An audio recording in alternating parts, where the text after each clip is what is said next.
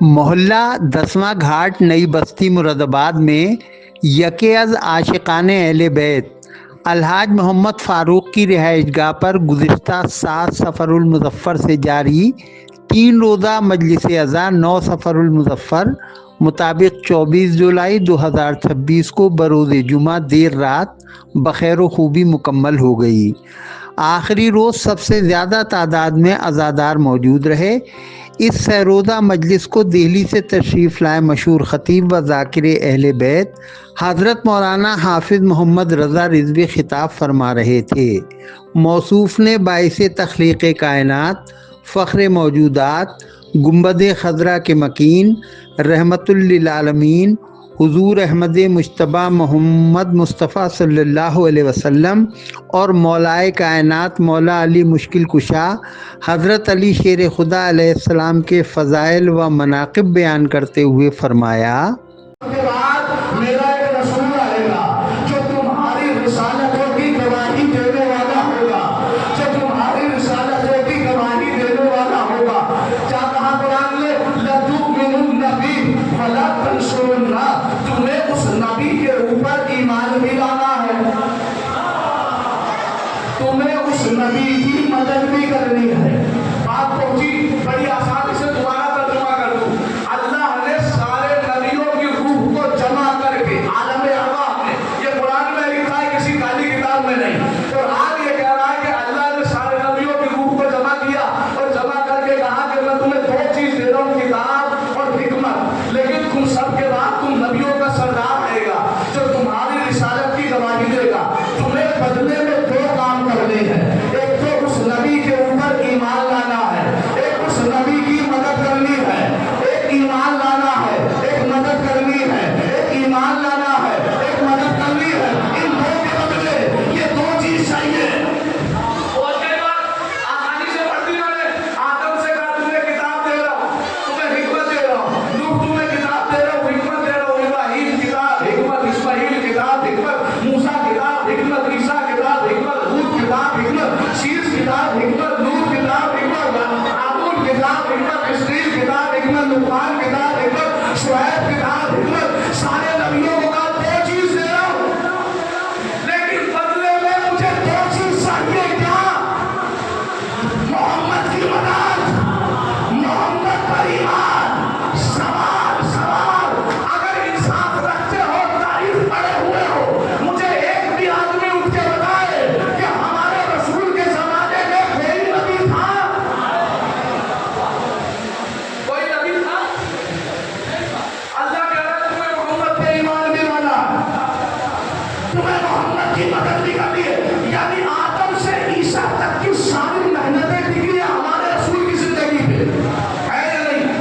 اگر یہ نہیں تو کچھ بھی نہیں۔ نتیجہ دے رہا ہوں، آدم 350 سال سری لنکا کی کھاڑیوں میں روتے رہے۔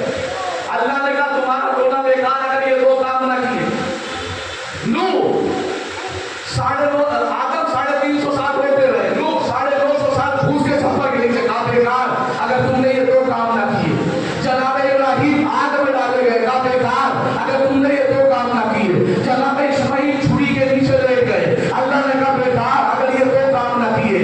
جناب یعقوب 40 سال تک روتے رہے، کہا بیکار اگر یہ 2 کام نہ کیے۔ جناب یوسف 7 سال زندان میں رہے، کہا بیکار اگر یہ 2 کام نہ کیے۔ جناب موسیٰ اکیلے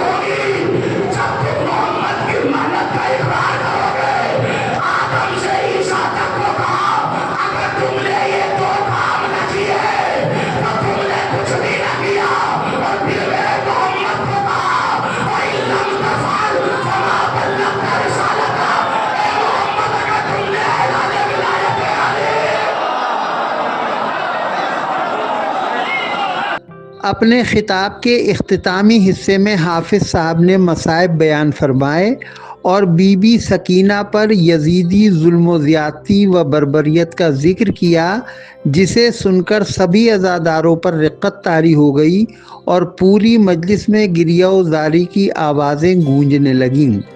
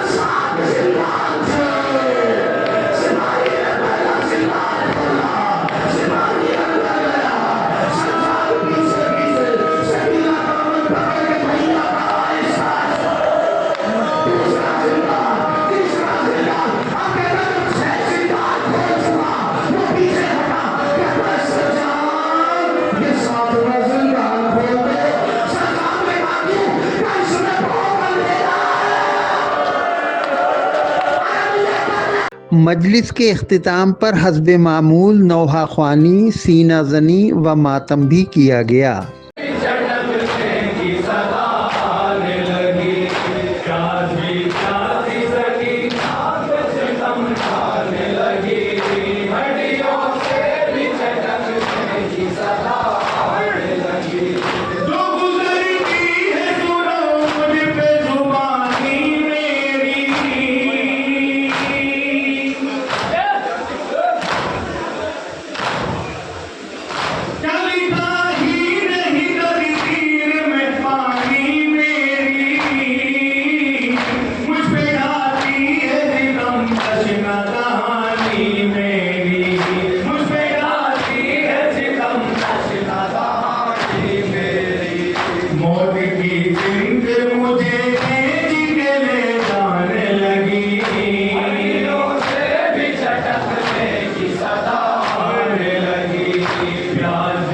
اس دوران شیعہ امام شہر و مشہور خطیب حضرت علامہ مولانا علی حیدر نوری، صاحب خانہ الحاج محمد فاروق، آپ کے صاحبزادگان محمد قاسم، محمد ہاشم و محمد انس، بابر علی، محمد احمد عابدی، محمد عالم عابدی، محمد آصف عابدی، الحاج چمن حیدر، الحاج ماسٹر نسیم حیدر، غضنفر علی ایڈوکیٹ، سہیل زیدی، ڈاکٹر عارف رضا، محمد عباس ایڈوکیٹ، عمران حسین ایڈوکیٹ، گلفام حسین، گلزار حیدر، سید مطہر حسین زیدی، محمد انس، مولانا سجاد حسین غدیری، نعیم عباس غدیری، نوشاد حیدر، سہیل عباس زیدی، افضل حسین رانا وغیرہ سمیت بڑی تعداد میں عزادار موجود رہے۔